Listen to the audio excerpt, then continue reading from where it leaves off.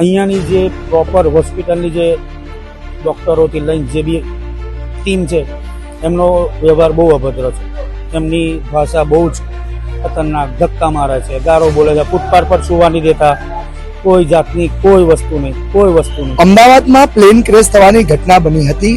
કેટલાક લોકોના મૃત્યુ થયા છે. આંકડા તો સરકાર સામે નથી આપી રહી, પરંતુ જે પરિવારના લોકો પોતાના ઘરના પરિવારને શોધવા માટે સિવિલ હોસ્પિટલના ધક્કા ખાઈ રહ્યા છે અને તેમને યોગ્ય ન્યાય નથી મળી રહ્યો, તેમને યોગ્ય લોકો નથી મળી રહ્યા અને તેઓ સિવિલ હોસ્પિટલની અંદર ભૂકી રહ્યા છે, ફૂટપાથ પર સુઈ રહ્યા છે. રિઝવાનભાઈ આપણી સાથે મોજૂદ છે. રિઝવાનભાઈના એક જ પરિવારના 3 લોકો આ લંડનની ફ્લાઇટમાં મોજૂદ હતા, પણ તેમનો હજુ સુધી કોઈ અત્તો પત્તો નથી. રિઝવાનભાઈ, કેટલા સમયથી અહીંયા છો અને શું પ્રોબ્લેમ થઈ રહી છે? કાલ બપોરનો 2 વાગ્યાનો છે, જ્યાંનું ફ્લાઇટ ક્રેશ થયો ત્યાંનું. આજે બીજા 2 વાગ્યા 24 કલાક થયા, નથી કોઈ રિઝલ્ટ મળતું, નથી કોઈ જવાબ મળતો કે નથી કોઈ જાતની અમારી જોડે વાતચીત થતી. બસ શાંતિથી બેસો, કોલ આવશે જણાવીશું. FSL રિપોર્ટનું કહું, કાલે અમે બ્લડ આપીને આવ્યા છે. કાલે રાત્રે સાંજે 6 વાગ્યાનું બ્લડ આપ્યું છે.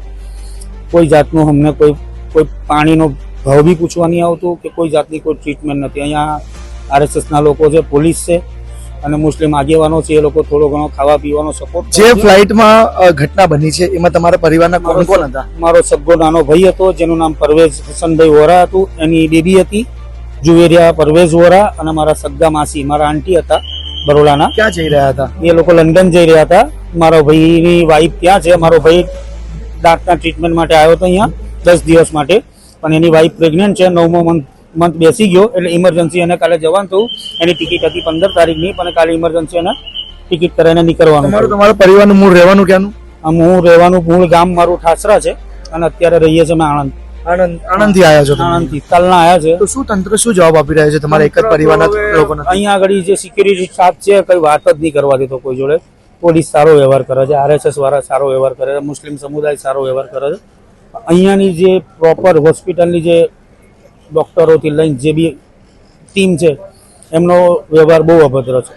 એમની ભાષા બહુ જ ખતરનાક, ધક્કા મારે છે, ગારો બોલે છે, ફૂટપાથ પર સુવા નહીં દેતા, કોઈ જાતની કોઈ વસ્તુ નહીં.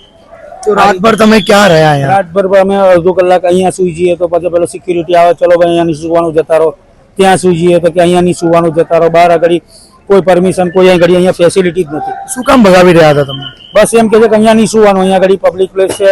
કાલે સવારમાં મોદી સાહેબ આવે છે, અહીંયા બંદોબસ્ત છે, મોદી સાહેબ આવે છે. અમે આણંદથી આવ્યા છે, અમારે ક્યાં જવાનું? અમારું અહીંયા કોઈ ફેમિલી મેમ્બર નથી અને અમે અમારા ફેમિલીવાળાને શોધવા આવ્યા છે.